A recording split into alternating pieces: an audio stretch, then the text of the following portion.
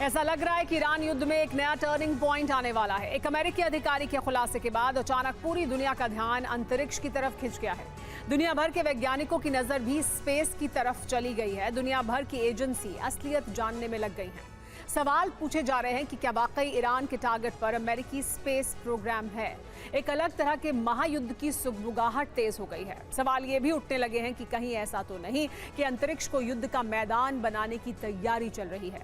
क्या धरती के बाद अब महायुद्ध की तैयारी आसमान में हो रही है।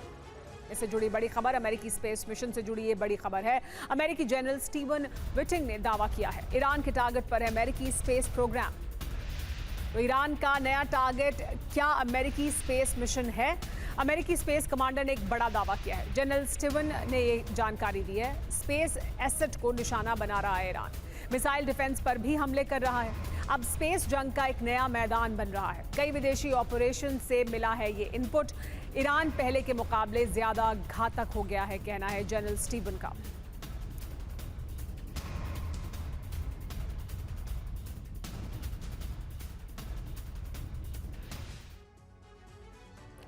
तो ईरान का युद्ध सिद्धांत सिर्फ अपनी रक्षा पर आधारित था, लेकिन अब मुश्तबा ने इसे बदल दिया है।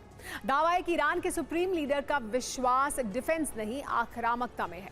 यानी अब ईरान सिर्फ खुद पर होने वाले हमलों को रोकेगा नहीं, बल्कि अरब पर 100% नियंत्रण हासिल करने के लिए उद्देश्य से हमले करेगा। तो मुश्तबा के करीबी सलीमी का बहुत बड़ा बयान भी सामने आया है। हॉर्मूज को लेकर ईरान की नीति पर उन्होंने अपना बयान दिया। ईरान के लिए न्यूक्लियर से ज्यादा जरूरी हॉर्मूज है। डोनाल्ड ट्रंप ने खाड़ी में जिस जंग की शुरुआत की थी, उसे ईरान ने लाल सागर तक विस्तार दे दिया। लेकिन अब बारूदी अग्नि भूमध्य सागर तक पहुंच चुकी है। भूमध्य सागर से सटा अफ्रीकी देश लीबिया बीते 48 घंटे से दहल रहा है।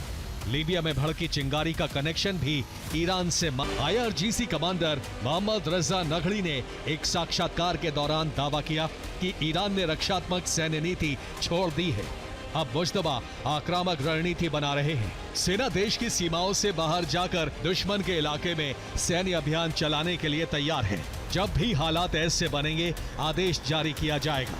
हूती ने बाब अल मंदेब में एक कार्गो शिप पर हमला किया।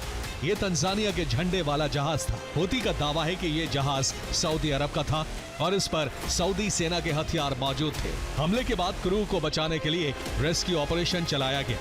इसी दौरान हूती ने फिर मिसाइल अटैक किया। हूती के हमले में कुल 6 लोगों की मौत हो गई। लीबिया एक सुन्नी बहुल देश है। ऐसे में ईरान का यहाँ वैचारिक या प्रत्यक्ष प्रभाव नहीं है, लेकिन लीबिया के मिलिशिया गुटों से ईरान के अप्रत्यक्ष रिश्ते रहे हैं।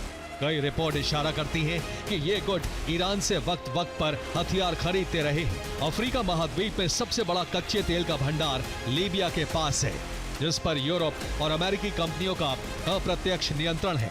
अब माना जा रहा है कि ईरान इन गुटों को तेल रिफाइनरी और पावर प्लांट पर हमले के लिए उकसा रहा है।